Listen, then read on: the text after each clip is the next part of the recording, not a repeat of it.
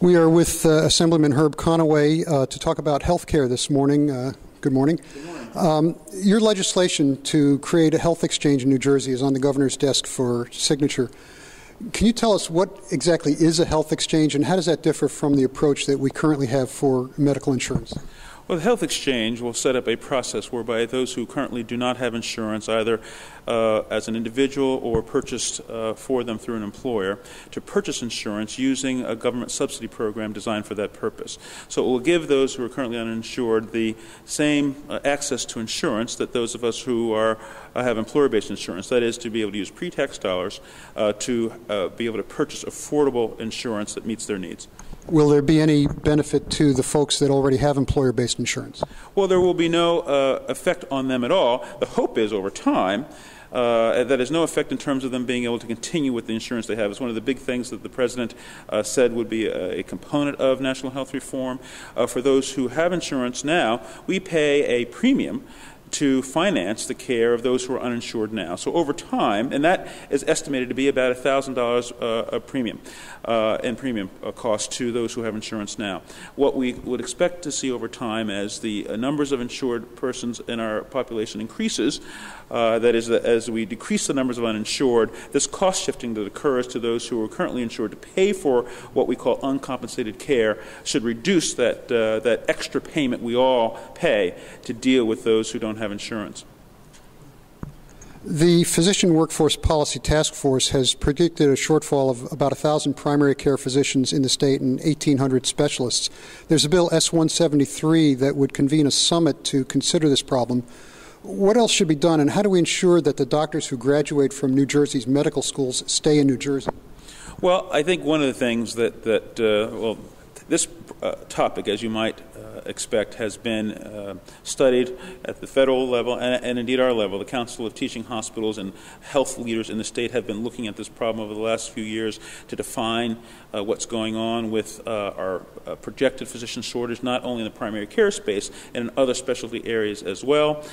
We have been studying proposals to better understand what current physicians are planning to do. That is, what you are doing in your practice now, what are your plans in the near future in terms of continuing in practice. So we're getting that data together, and we're using the Board of Medical Examiners as a vehicle for collecting data on physicians. It's very important for future planning. The other important thing that needs to be done, we need to develop medical school resources here. We are fortunate to have a new allopathic medical school who will begin a class here in New Jersey in the fall of 2012. People do tend to stay where they are educated, where they are trained. We need to make sure that we're developing the right postgraduate training for physicians so that, particularly in some of the specialty areas, we have big problems in some of the pediatric subspecialties. One of the issues that comes up in New Jersey is that those training opportunities are outside of our state. We need to make sure we're developing them here in state, because as people are trained, that is, where they're training often depends on where they will practice in the future. As both a lawyer and physician, you see both sides of the debate on medical malpractice. What do you see as an equitable balance between tort reform in this area and protecting the interests of patients? Well, physicians are always interested, first and foremost, in what is important for patients. That is the oath that we take. It guides our practice life from the beginning of our career to the end. And most of us recognize, and I would say all of us recognize, that if some mishap occurs, if something wrong occurs in the medical setting, that people deserve proper compensation. The rub comes when you hear about the unfortunate case where people seem to get compensated for things which are very hard to measure, pain and suffering, things which are really mishap. I mean, what should be punished are acts of commission that are outside of the bounds of medical practice. And what should be treated perhaps differently is mistake or mishap, which is a part of life. And so we're trying to balance those things. People who are injured need to have compensation, yet we need to have a process which keeps people in practice, keeps people here and working, and which is fair to both sides. How should patients take a more active role in their medical care? Well, we see every day. I mean, I practice, and I'm going to be heading to practice when I leave this interview. What I have seen over the past several years is that more and more people come to the office armed with information from the internet about their particular conditions. And and of course there are a lot of shows on TV now talking about health care, so people have exposure to a lot of health information. The critical thing is that information be good information, that it comes from sources that are offering information that is tested and reliable and that will help them achieve better health.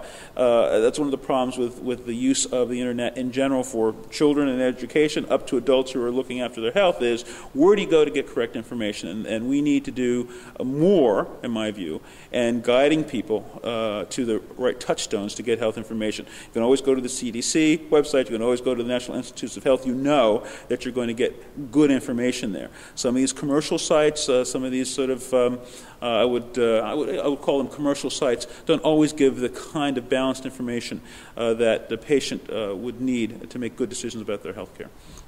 You chair the Assembly Health Committee. What should we look for in this session in terms of children's, women's, and seniors' health issues? Well, we're going to be looking at the system of appeals that occurs when people are trying to navigate their way through the system. I happened to listen to a program, Steve Adubado's show, the other night, and we had experts there talking about how difficult it is for people to navigate their way through the healthcare system. And I see it every day where a plan of care is entered into with the patient, and it seems like everywhere you turn there is some interference in getting that plan of care executed. Things are denied by people who are not in the practice setting to understand what the patient's history is and what's going on with the patient, what their allergies are, what the other difficulties they've had in the past. The care plan is developed in concert with the patient, and that, in my view, ought to be executed, and the interferences with that should be minimized. So we're going to look at this process of denials and how patients can be empowered to make sure they get the health care that they deserve. Switching gears to some federal health issues, how viable is the Affordable Care Act if the Supreme Court decides to strike down the individual mandate? Well, the individual mandate, in my view, is a funding source. That is a source of subsidies to fund the subsidies the federal government will be delivering through the exchanges to those who don't have insurance.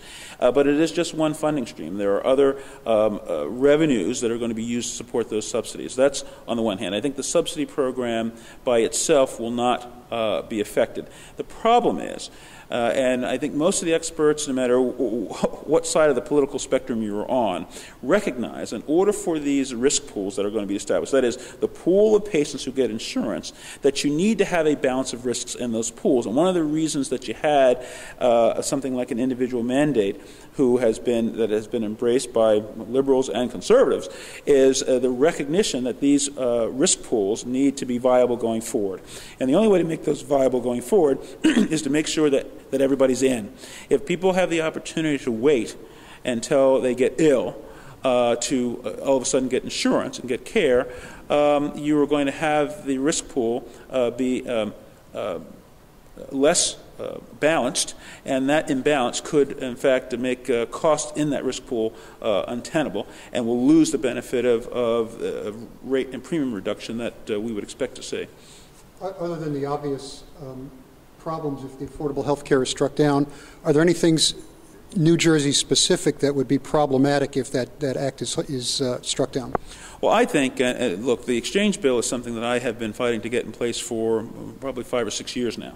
And we spend a tremendous amount of money in providing uncompensated care to hospitals now.